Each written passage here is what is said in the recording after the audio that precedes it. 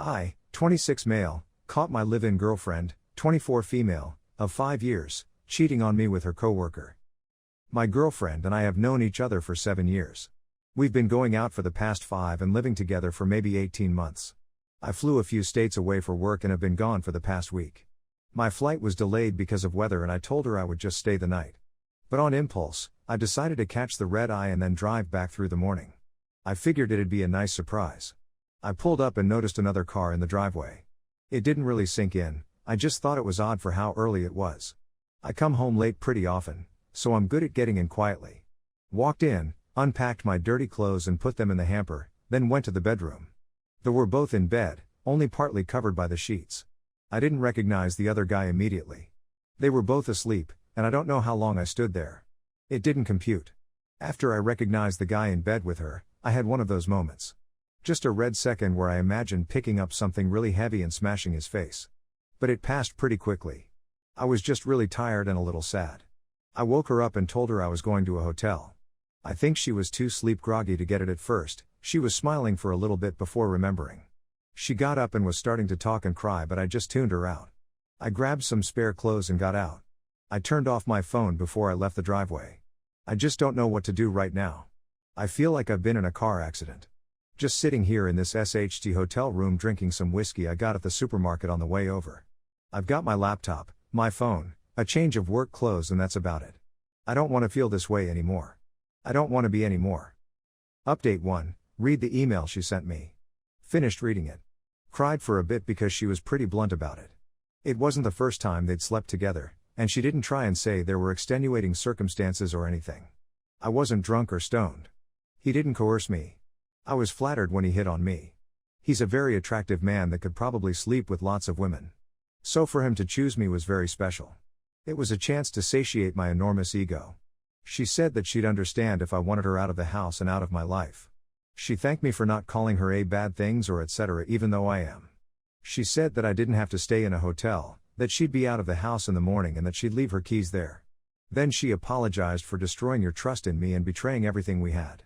If I never want to talk to her again, she said that I don't have to. I can't do anything that would account for what I've done. No apology is enough. I was selfish and arrogant and deceitful for no other reason than I wanted to be. As much as I want it, I don't deserve your forgiveness. I can only still ask because I'm a hypocrite. I'm sorry. Just reading this is making me cry again. I'm glad she didn't try to justify what she did. But I'm still lost. Update 2, I've been back home for a few hours. I made myself a grilled cheese with onions and watched some Cosmos. I almost wish I'd been called into work, it'd be easier to keep my mind off things. As it is, it's been very hard to resist the urge to call her. I don't know how I'm supposed to settle things either way without contacting her at some point. In the meantime, I've gotten a few phone messages. A few are from her family, who I'm on very good terms with. I guess at some point yesterday she told them that she'd cheated. Her sister let me know that she'd be staying at her place in a spare bedroom. And her dad texted me an apology, saying that he thought he'd raised her better. No messages from her, which I was kind of relieved about. If I heard her voice, I'd be tempted to call. I very nearly blew my top when I saw I'd gotten a text from her coworker. Sorry dude, I didn't know. Maybe he did, maybe he didn't. I don't really care as long as I never see him again. I've gotten a lot of advice and support from people, which I really appreciate. A few think I'm some kind of a-hole for not immediately throwing her out. I don't agree, but whatever. However, I also received a few really disturbing and virulent messages suggesting I should have taken it much further than that. If I'm a beta because I didn't send someone to the hospital, then call me a beta. I'm not out to please people like you, and my heart pumps for that kind of misogynistic bullshit. Anyway, from the advice I've gotten, it seems like a protracted separation would be the best way to determine how I feel. I don't regret the last 5 years, even given what's happened.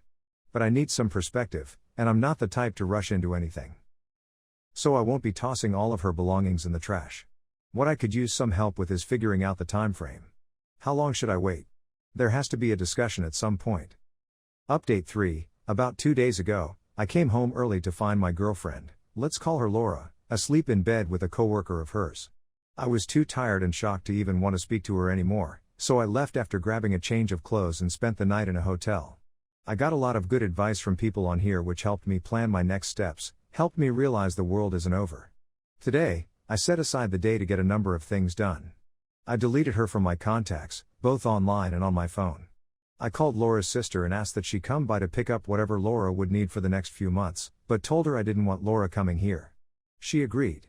Then I boxed up all the things I knew she'd absolutely need: bank bills, phone charger, glasses, those kind of things. I also wrote down all the contact info that she'd need to get her mail redirected. Her sister came by a little after noon with a few boxes. I helped her pack a bit, but it didn't take long. Clothes, makeup, and a few other things I had missed. She told me as she was leaving that Laura had asked for a transfer at work. I basically ignored that and said goodbye. If she actually did that, I figure it's something I can't care about right now. From what everyone on here has been saying, now is the time to focus on me. To that end, I called work and confirmed that I had about a week and a half of paid vacation allocated.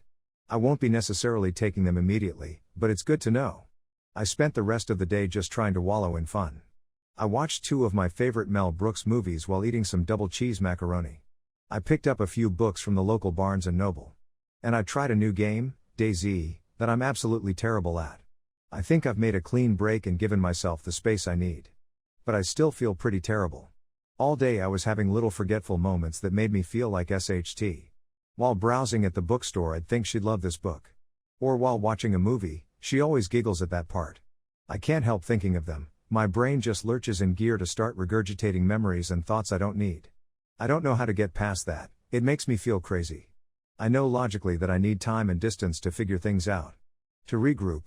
All the same, thinking of spending a month like this makes me feel like I'm struggling to breath. What if I need 3 months? Or 6? Or longer? I might go insane. I don't know what to do with myself. I don't know what to do with this empty time. I've cut the ripcord and I'm free falling. Update 4. I've taken some of the advice a lot of you good folks gave me and looked into a few projects to occupy myself with. Changing my living space seems to be a big theme, and rearranging just a few things in the apartment has already made me feel a little better. After talking to the landlord, I also went out and bought a few paint supplies. No murals are planned, but the little splash of blue I slapped over the yellow beige of one wall has lifted my spirits a bit. Working out seems to be a little less intuitive. I've never been in terrible shape due to good metabolism, a halfway active lifestyle, and eating habits that are at least better than abysmal. So I'm not quite going from couch to 60, but it's pretty close because I never had any formal training/instruction for either exercising or dieting. I'm thinking that just getting on a stationary bike for 30 minutes a few times a week might be a good start. But any real advice on what to start with would be appreciated. I might use the vacation time I've accrued to travel somewhere. It feels like a temporary change of scenery may help me get my head on straight too. Update 5. Well, this was a f***ing terrible day. I've been trying so goddamn hard to keep my SHT together. I had plans, things to do. Got up for work, my first day back since what happened. I was looking forward to losing myself in the minutia. So of course I get in a car accident on the way into work. A f***ing course. All the progress I made gone in the SHT. I can't remember the accident itself, but I was told I wasn't the one at fault at least. I've got whiplash, a concussion, and my left eye is swollen shut. Add bruises all over and you get the idea. The doctor wants me to have a CT and MRI done in the morning, so I have to spend the night. I called my folks and told them I'm fine because I don't want them driving 4 hours just for this. I also let a few coworker buds know what happened, and they promised to cover for me till I can get back. In the meantime, I'm stuck in this bed staring at my smartphone. It's impossible for me to relax.